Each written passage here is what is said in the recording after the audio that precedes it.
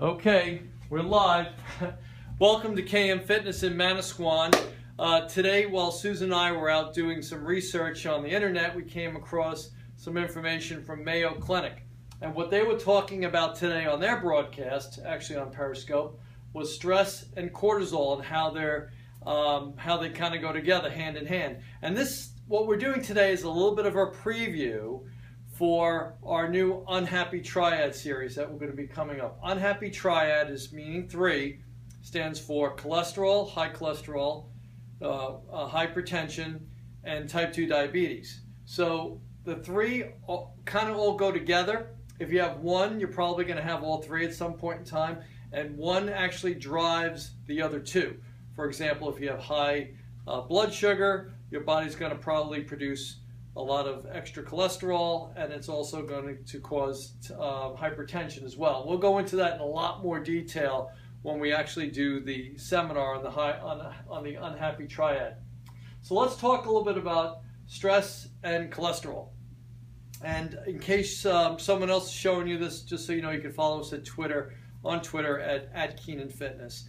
And if you're trying to reach us on the internet, you can go to www.keenanmedicalfitness.com. Okay, but you'll see a lot more coming from us shortly. Hopefully people are joining on, so I'm stalling a little bit because I know sometimes with Periscope it takes a couple seconds for people to get a notice, the little whistle, let you know we're on, and then of course you tuning in to join us. So let's talk a little bit about stress and cholesterol. Now, what do we know what happens when the body's under stress? It could be physical stress, mental stress, spiritual stress, whatever. We usually get an increase of the catecholamines, and one of them is cortisol, okay? So everybody makes cortisol out to be the bad guy, and cortisol really isn't. It's a necessary hormone that we produce, especially when we're sleeping, because it's cortisol that allows the liver to produce more sugar to feed your brain and nervous system through a process called gluconeogenesis. I always break that down. Gluco is sugar, neo is new, and genesis is creation, so it's creation of new sugar. So cortisol is instrumental in the process of gluconeogenesis, so it's actually a good thing. What else do we know about cortisol? When cortisol mixes with human growth hormone that you produce when you're doing strenuous exercise, it actually helps to burn fat and reverses the process of type 2 diabetes, hypertension, and high cholesterol, right? So cortisol is not the bad guy, but cortisol could work with insulin to actually make you worse. So let's talk a little bit about that real quick. When people are under stress, what are some of the things that they typically do? Well, a lot of people deal with their stress by consuming alcohol. And what is alcohol? Alcohol is nothing more than a simple sugar, right? So we'll keep sugar on the table here for a minute.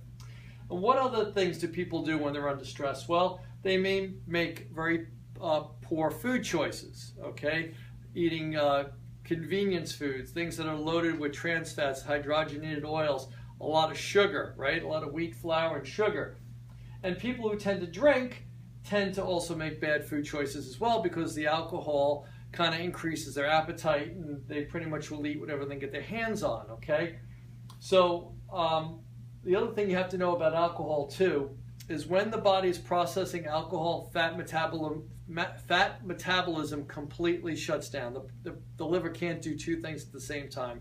It can't process alcohol, and it can't break down it can't keep you in a fat burning mode, okay? So just so you know that ahead of time. So we have the alcohol, we have the bad food choices, we're going to get an increase in insulin, okay? So what happens when we combine insulin and cortisol?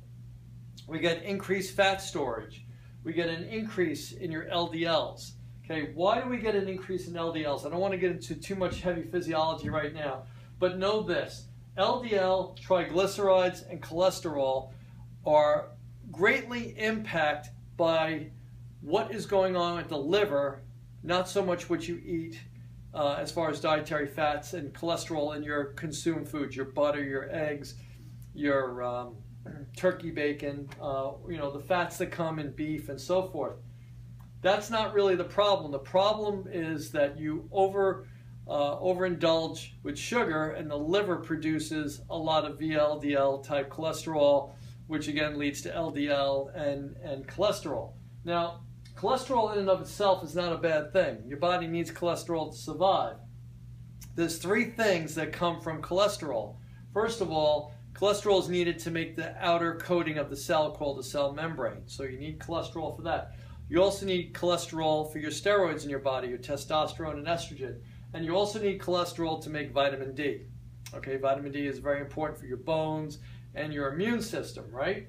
So cholesterol is necessary, but not to overindulge with the cholesterol. And what's driving the increase in cholesterol is the way that your body handles stress and the food that you put into it, especially the sugar. So with that, we have the increase in fat storing, the increase of LDL, the increase of triglycerides, increased risk of hypertension, and of course, increased risk of type 2 diabetes. Again, what is one of the primary causes of diabetes is too much sugar in the blood, correct? And just kind of as an off note here, side note, whatever, you have about 2 teaspoons of sugar floating through your veins and arteries right now. And that sugar wants to get into the cell. But if you're very sedentary, and again, if you're drinking too much alcohol and you're making bad food choices, you're probably going to be pretty sedentary. It's the engine of the cell called the mitochondria that determines how much sugar really gets into the cell. It tells the cell membrane, open the door to let sugar in, or keep that door closed, because I'm getting kind of sluggish down here. This person's not moving a whole lot. We don't really have big energy demands. The problem is people stop exercising, but they don't change the way they eat, and that causes the blood sugar to go up. The body has to do something with that excess sugar, so it gets shunted to the liver. The liver turns around and says, okay, we can't use this sugar. Let's convert it to triglyceride and store it as fat. So it's a very, very vicious cycle we get into. So when we do our seminar that everyone's going to be invited to on the unhappy triad, type 2 diabetes, hypertension, high cholesterol, we'll get into a lot more detail. But thanks for joining me on this Periscope. I hope you found this to be interesting, and we'll talk to you real soon. Take care. Have a great day.